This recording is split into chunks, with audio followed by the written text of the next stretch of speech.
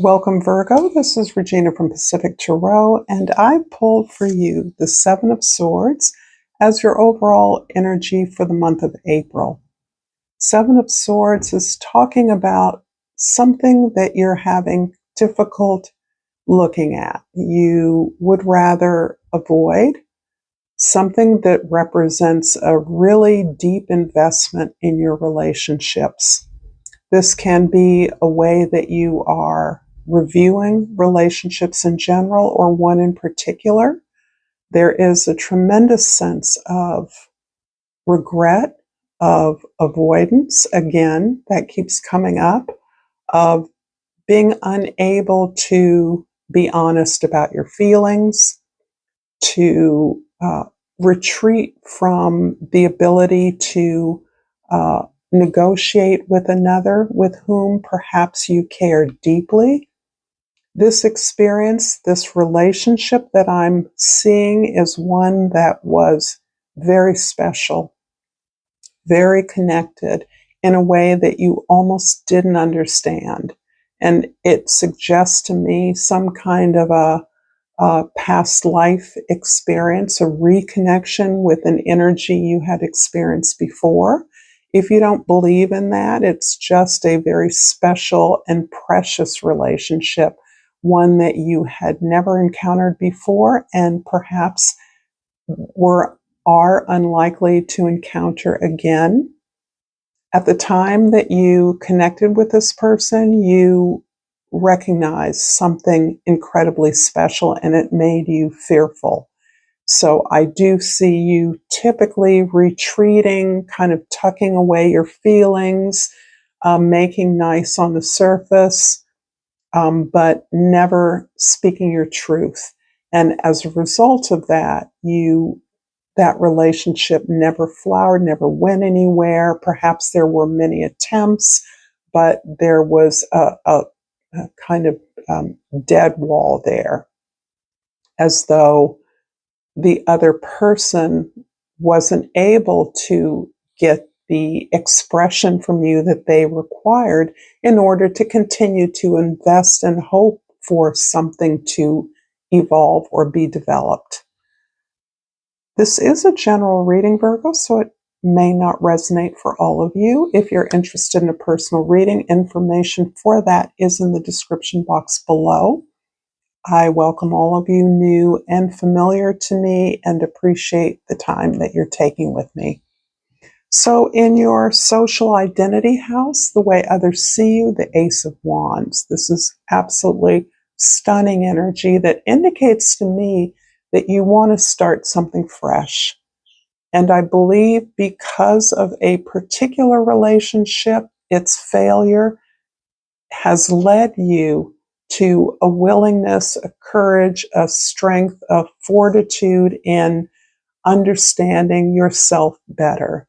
Perhaps reviewing what didn't occur there, but looking at how you are consistently investing in relationships in a way that will be different from what you've experienced in the past. This is a tall order for you. I see your discomfort with speaking out about your heart as being a significant block for you, one that you want to understand better, that you want to primarily get different results from. So I don't necessarily see this as about going back to something in the past. I see this as you understanding something that was deficient in your response in the past being healed now, trying to learn about how to improve upon that aspect of your willingness to be present, to show up for yourself. In the first house, the Three of Swords, wow. This has me imagining that you have experienced many heartbreaks, perhaps as a result of this relationship, or that this particular past relationship was just part of a series of rejections. I almost feel as though your lack of openness about your feelings was a way of, I don't want to say getting back, but I think as a way of reflecting on the energy you had customarily received. So I think this particular relationship somehow represented some kind of openness, some kind of clarity, some kind of willingness to engage, talk, make fun, laugh, but to think critically about the possibilities that existed in the world and possibly between the two of you. And this was absolutely out of your field of experience. You have often experienced failure, rejection, disappointment, in part as a result of this unwillingness to express yourself, to share your feelings, to open your heart. But I think it is more about not knowing how and suffering as a result of that, not knowing how to do anything differently. In the fourth house, the house of your foundation, your home, your family of origin for real, the Wheel of Fortune is extremely hopeful given this desire to learn anew. And I feel that's the direction you're going in. You're looking towards the present and the future as providing you the pathway to experiencing something different at a level of heart, compassion, connection, even success in a way that will help you to heal the experiences of the past. And the Wheel of Fortune is about the time is now. And what that now time is for, I believe, is for your growth, for your willingness to see and no longer suffer under the limitations, the restrictions that you've placed around your heart, around your expression, around your ability to connect more deeply. And there's a part of you that understands this has not only impacted your relationships, it's impacted your work, your public visibility, your presentation style, your interaction in any group or community. And this feels very relevant to you as Mercury is your ruling planet. Mercury is currently retrograde, and this is giving you this moment to sit with your intentions, to explore what it is you value now, not in the past, not the results of events in the past, the failures or disappointments. This is moving forward with the confidence that you actually can gain the tools to create a different outcome, to learn to be more authentically open from your heart space. I also pick up that you are naturally a shy person. No matter what kind of work you do, you may have work where you're speaking in public all the time, where you're presenting things. I do feel like that is underscored with writing. Writing's important to you, the work that you do. And in order to make your considerable work be profound in the way that it is, I do believe this connection to the heart, to the sense of injustice, unfairness, being excluded, must be integrated into your voice, into the ideas that you're articulating. That this connection to you as an individual is critical to the way others hear your words. And this is a message from the past. This is a message I believe that I've delivered to Virgos before. But the time is different now because you're looking more specifically at something that is painful for you to look at, something that has really hurt you, and you are suffering, and you've been suffering for a long time. In the seventh house of relationships, I see the Four of Pentacles, which indicates you're secure and solid on your own. You may be a provider for your family or for extended family members. You may be an active co-parent, but you are delivering the goods. You do provide. You do that as part of your expectation that that is your responsibility. There's a little coldness here. There's perhaps as the result of a lack of connection between you and your the parent that you share co-parenting with. There feels to be very transactional relationship, like you do these things in exchange for those things. It doesn't feel to be particularly supportive of you. The main theme in this significant relationship is the support you provide, and you provide that unstintingly, if I didn't say that already. You see that as your job, you see that as your power, but it doesn't make you happy. And there's an absolute closing down of any alternative to this. You do not see any other way to be responsible in this situation differently. And that can be burdensome. It makes you very cautious in your interactions in these relationships. In fact, it feels as though this transactional nature defines many, if not most, of your relationships. And I think I'm seeing you believe that this security and stability that you have gained through your efforts could be the foundation for a richer, significant relationship.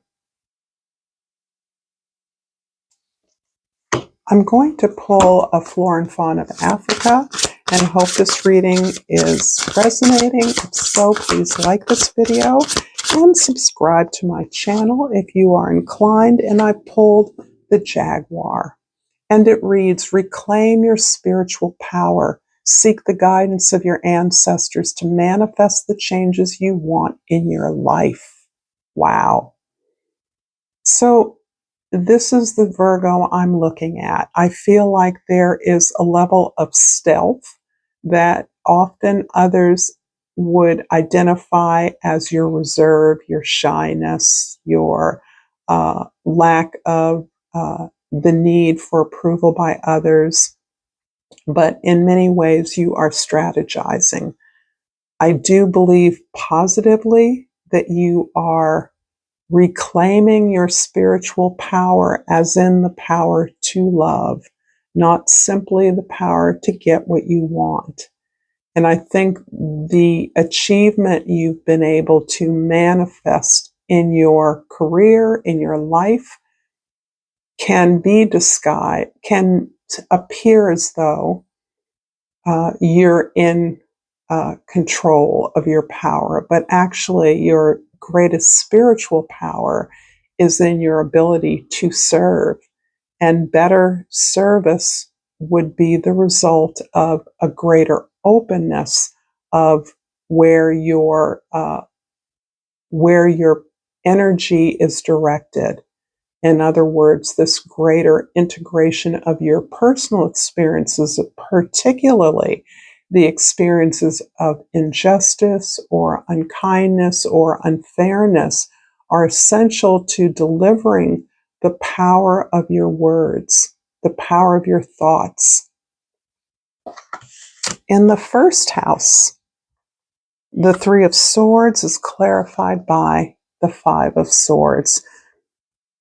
Taurus got the same energy, so some of you may have Taurus placements naturally. I generally don't talk a lot about the signs because I don't want people thinking that a Taurus is influencing them or some Taurus is making them, is intervening somehow. It's not about the sign, it's about the quality of the signs. So the same energy appeared in the same place for Taurus, but this is describing confidence in your ideas. And I actually am thinking that this ability to express yourself around the values of your heart, the values of your feelings, the power of your feelings, denies you the confidence in your efforts that you require. It's making that connection with others that you are afraid of because you don't know what the kind of love that has been offered to you is about. You don't recognize it. You know it makes you feel good, but that is fearful to you because it might elicit a level of responsibility and responsiveness that you're uncomfortable with. It would just make you vulnerable. I'm being facetious there. In the fourth house, the Wheel of Fortune is clarified by the Three of Wands. Yes, you are setting up and creating this opportunity for a new outcome.